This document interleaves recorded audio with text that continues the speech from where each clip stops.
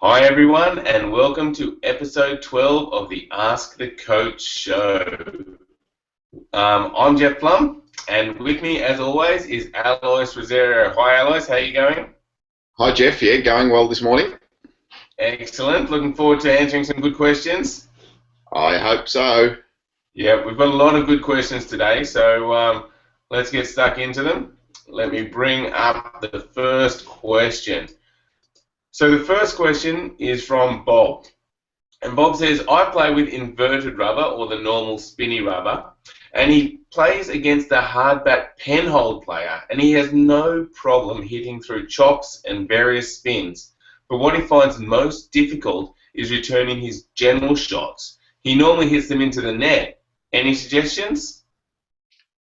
Yes, certainly. So there's a few things to think about when you're playing against the the hard bat player in particular. So the hard bat does tend to negate the spin. It's almost like an anti-spin type effect. So when you spin the ball comes out really flat. It doesn't really reverse the spin, but it does come out really flat. So it'll seem to you like the ball has backspin because it's basically no spin.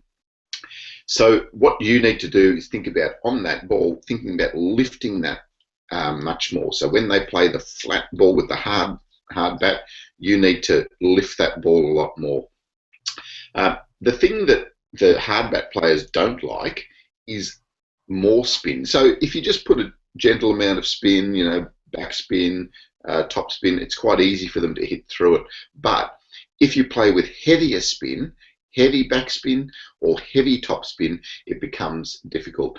And especially if the player is a penhold player, if you check our some of our videos on playing against penhold players, you'll see that when we play the penhold player, it's good to spin the ball to their forehand side because it's difficult for them to get over that ball and block it. So if you can try and play heavy topspin, especially to his forehand side with a hard bat, he might have a few difficulties there. So gentle spin, easy to cope with for the hard bat player. Heavy spin, more difficult. Okay, great. All right, Bob, give that a try and let us know if that helps you out. Some heavy spin into his forehand. Give it a go. Okay, the next question is from Peter. And Peter says, there's an attacking shot in badminton called a drop shot from the rear of the court. I haven't seen it in table tennis where one player is away from the table, slows down shortly before the contact so the ball drops short. Is it possible in table tennis? Yeah, this is a little bit more difficult of a shot. I think in badminton it works quite well because the shuttle drops very quickly. Even when you're back from the court and you drop it just over the net, it drops very quickly. In table tennis, however, if you're back from the court and you try and do a drop shot, the ball is still going to bounce on their side, but it's going to bounce quite high, especially if you hit it from a high point back here. So the ball's going to bounce, go high. It's going to give them plenty of time to come in and play an attacking shot. So not really that useful in table tennis. But the general drop shot in table tennis is good. So what we do, general drop shot, is we come in really close to the table, get the ball just off the bounce as it's coming up off the table, and then play the drop shot from there. And we've got a lesson on this in our strokes and techniques section. It's called the drop shot off a lob. If you go there, you'll see how to execute the drop shot. It'll give you some really good tips. But the drop shot when you're back away from the table, probably not so effective. Okay. And that drop shot off a lob, as we say, is off a lob, so that's quite effective when you're smashing and the opponent's back from the table. But what about just a change of pace, Alois? Say when you're blocking. So you block a hard one and then you block a softer one. So it's not really a drop shot, but maybe just it doesn't come through as quickly.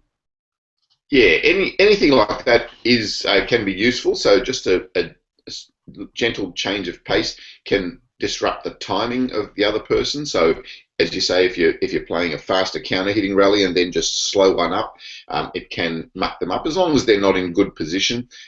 If if you just slow one up and they're in good position, they're going to come in and play a strong ball. So pick your targets, pick your time, and change up the pace is good. Okay, you can certainly give that a try. Great. All right. Thanks for the question, Peter. That was an interesting one. Okay. Now, Andre has got another question for us about equipment. He says, being not a terribly strong guy, I've always preferred blades on the lighter side. Recently, I switched to one only 5 grams less, and the difference is remarkable. I can't be sure yet which to prefer, so what's your view on this? Yeah, with any equipment, it's really a matter of preference, especially with the weight of the bat.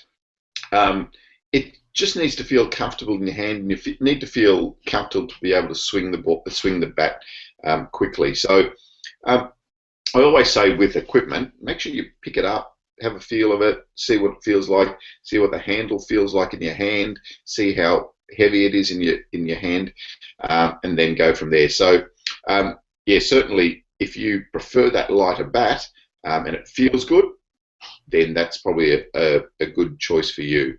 Of course, it still needs to play well, the speed of it, all that sort of thing. But that's a good start if it feels good in your hand to start with. Okay, Andre, so enjoy that new equipment.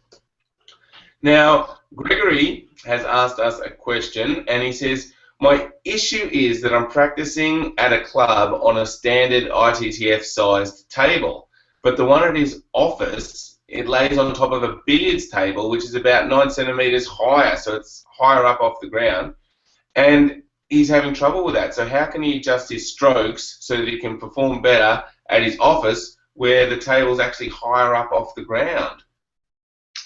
Yeah, so this is not one we come across very, very often. So I know I've played on one of those tables that is up a bit higher, and it does feel really awkward. Probably the best thing is to just, when you're playing on that table in the office, think about just making sure your strokes are correct and putting a little bit more topspin. So if you're trying to perform well on that table, then putting a little bit more topspin on the ball might help.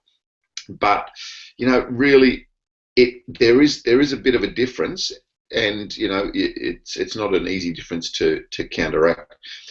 Perhaps you can, and this is one for you, Jeff. Maybe just thinking about being able to adapt to something like that is useful training. I know I've heard in tennis at a younger age there was a lot of experimentation with just trying different rackets and getting little kids to use different rackets, different size balls, different weight of balls, different weights of rackets, just so they learn feel and touch and being able to adapt from an early age. Maybe this is just a tool that you can use as an adaptation type of tool. Yeah, that's a good mindset to have, I guess. Just think of it as something different that you can adjust to. The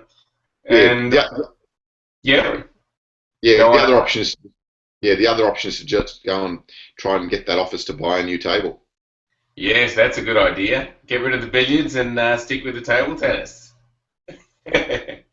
All right. Well, thanks, Gregory. Hopefully some of that helps. It's a difficult one, but yeah, try and be adaptable, I guess, is the best advice we can have there. Yeah, and maybe if some of our viewers have got some advice as well, they might be able to send a bit of advice to him by going to the Hangout and putting some comments on there. Yes, that would be helpful. Okay, so now we're going to move on to the Ping Skillers question of the day, and the one today is short and sweet. It is tomahawk or pendulum. Okay, let us know what's your preferred, and we'd love to hear from you. All right, well, that wraps up another show, Alois. For you, I think I know the answer. Tomahawk or pendulum? For me, pendulum. Great. All right, thanks, everyone. Thanks for watching. Make sure to check out www.pingskills.com, and we'll see you next time. Bye. Bye.